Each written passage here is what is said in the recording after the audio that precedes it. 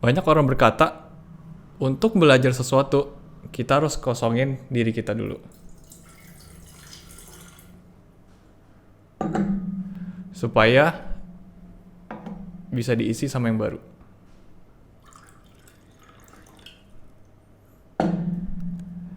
Tapi gimana kalau gue kasih tahu, kita nggak perlu kosongin diri kita sepenuhnya, tapi kita bisa sisain sedikit apa yang udah kita pelajarin sebelumnya. Karena dari kecil hingga sekarang, secara nggak langsung, kita pasti pernah belajar sesuatu yang bisa berguna untuk pengambilan keputusan.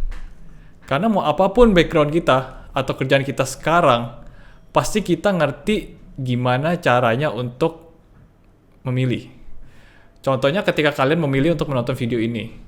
Let's say selama 15 menit, selama 20 menit.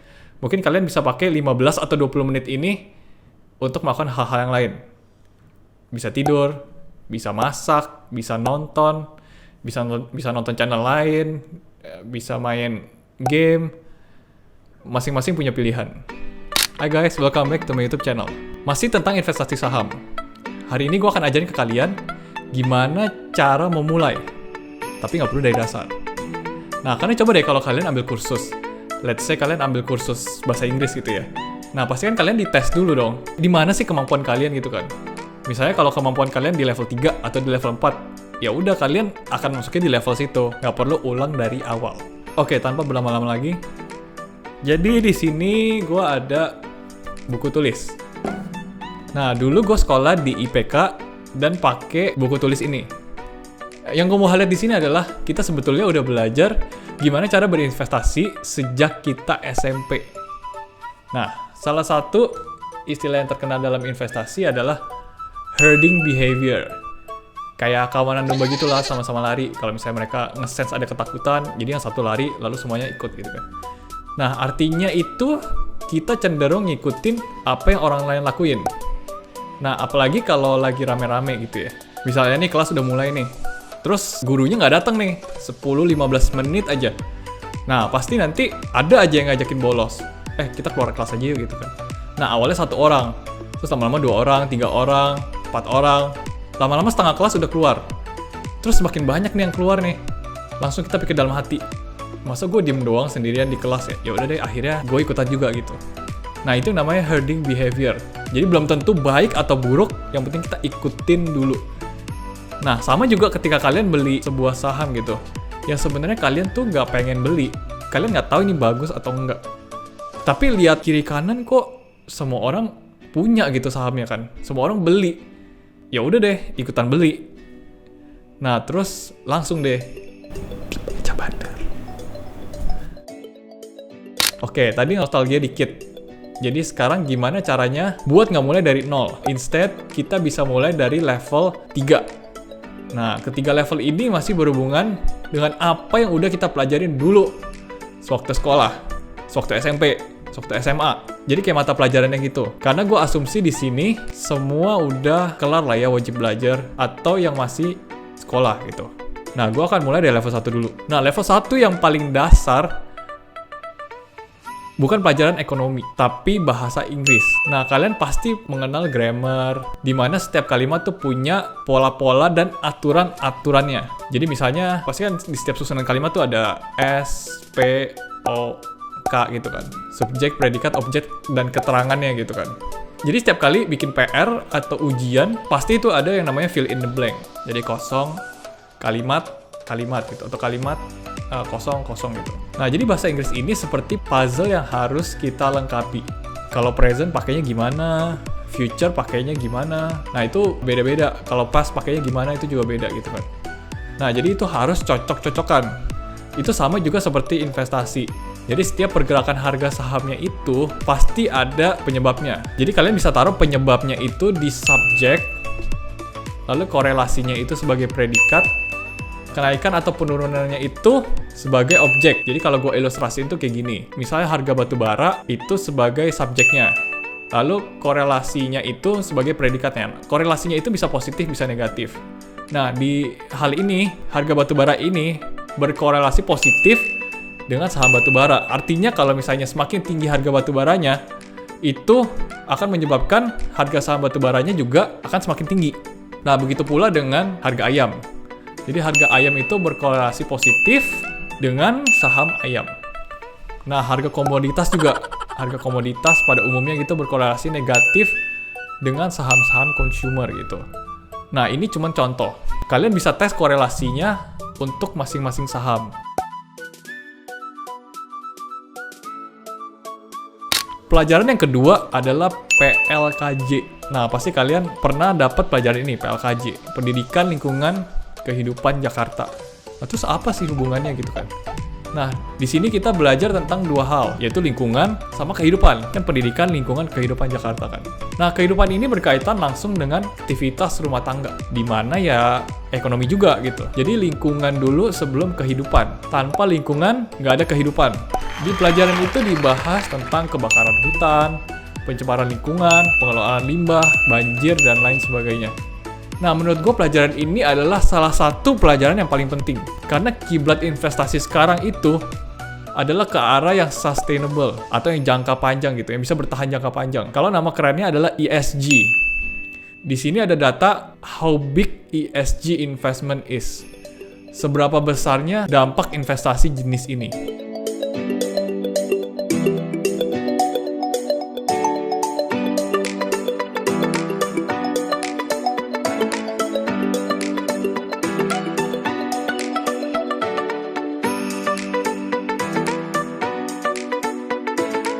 Nah, ESG ini sendiri singkatan dari Environmental, Social, and Governance.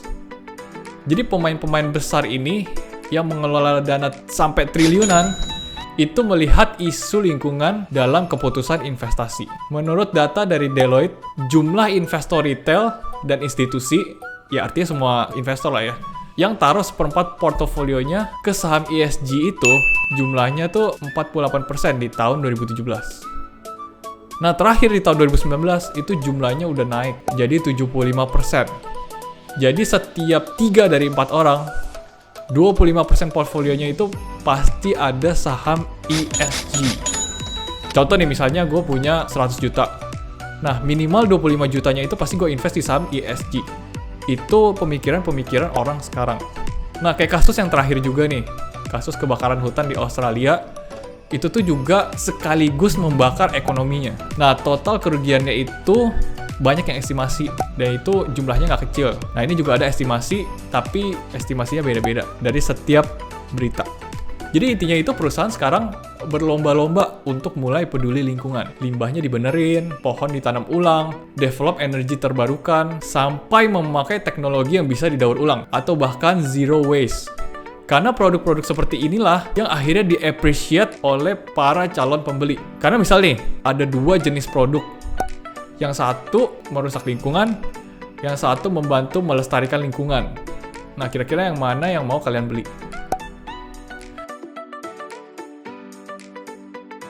Oke, yang ketiga adalah pelajaran matematika. Jadi kan pertama kita udah belajar tentang korelasi tadi. Nah, yang kedua udah belajar tentang isu lingkungan. Nah, yang ketiga matematika, tinggal hitung cuan deh.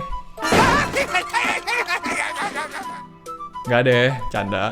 Jadi gunanya adalah buat hitung probabilitas atau peluang gitu. Saham bisa naik, bisa turun kan? Karena kemungkinan ada 2, berarti kalau 50%-nya bisa naik, 50%-nya bisa turun.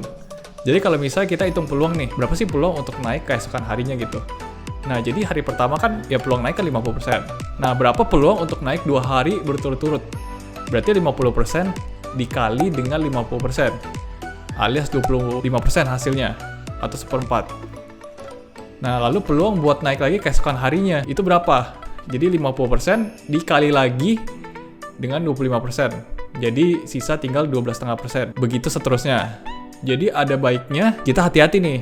Kalau misalnya saham ini udah naik berhari-hari tanpa stop gitu. Jadi ya kalian tahu kan peluangnya itu semakin lama akan semakin kecil. Dan harga yang dibutuhkan untuk beli sahamnya sekarang bakalan semakin mahal. Oke, sekarang kita ambil perspektif yang lain. Dengan probabilitas juga, kita bisa hitung nih berapa winning rate kita sewaktu ambil posisi. Nah, misal kalian beli dan naik, terus kalian jual. itu berarti kalian menang. Kalau turun, kalian jual, rugi dong, berarti kalian kalah. Artinya 1-1 nih winning rate-nya. Kalian udah menang sekali, kalian udah kalah sekali. Winning rate-nya 50%. Let's say dalam 10 kali kalian beli dan jual saham, 3 rugi dan 7 untung. Berarti winning rate kalian 70%. Nah, kenapa winning rate ini penting? Karena kalau winning rate ini di bawah 50%, ya berarti kalian losing money gitu. Kalau di atas 50% ya berarti kalian making money gitu. Karena kalian lebih banyak menangnya daripada kalahnya. Nah, coba targetin winning rate ini ya minimal harus di atas 50% gitu. Nggak usah jauh-jauh. 50-60% aja udah cukup sih sebenarnya. Karena kalau di bawah 50% tuh ya kalian losing money gitu. Nah, yang kedua dalam matematika ini adalah kalian bisa hitung risk to reward ratio. Nah, rumusnya itu adalah resiko yang harus kita tanggung. Jadi jumlah risiko yang harus kita tanggung itu dibagi hasil yang kita dapat kalau menang. Jadi kan tadi kita bisa kalah bisa menang. Jadi kalau kalah itu kalian harus bayar berapa, kalau menang kalian bisa dapat berapa gitu. Nah, itu kalian tinggal bagi aja. Nah, jadi kalau 1/3 nih misalnya nih. 1/3 itu berarti kalau tiap rupiah yang kita resikokan itu, kita bisa menang 3 rupiah. Atau setiap 100.000 resiko yang kita tanggung, itu kita bisa mendapatkan hasil 300.000 dan seterusnya. Nah, berapa sih rasio yang bagus? Nah, sekarang gue tanya deh sama kalian. Kita adu flip coin deh. Kalau misalnya kepala, kalian kasih gue 50.000 rupiah. Tapi kalau buntut, gue kasih kalian 25.000 doang. Terus kalian mau nggak? Nah, sama, gue juga nggak mau kalau di posisi kalian. Ya karena rugi dong, maksudnya gue harus bayar 50.000, tapi kalau gue menang, gue cuma dapat 25.000. Jadi, ya nggak fair gitu kan. Nah, jadi risk to reward-nya itu, ya kalau bisa itu fair. Yang artinya adalah lebih kecil dari 1/1. Bisa 1/1,5, atau 1/2, itu juga oke.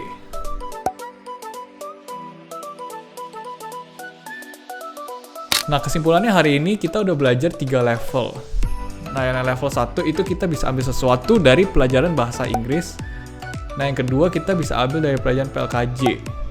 Yang ketiga kita bisa ambil dari pelajaran matematika. Jadi habis video ini, gue mau kalian gak perlu mulai dari 0 lagi. Tapi bisa mulai dari level 3. Supaya air di gelas ini, yang udah kita isi, bisa kita gunain lagi.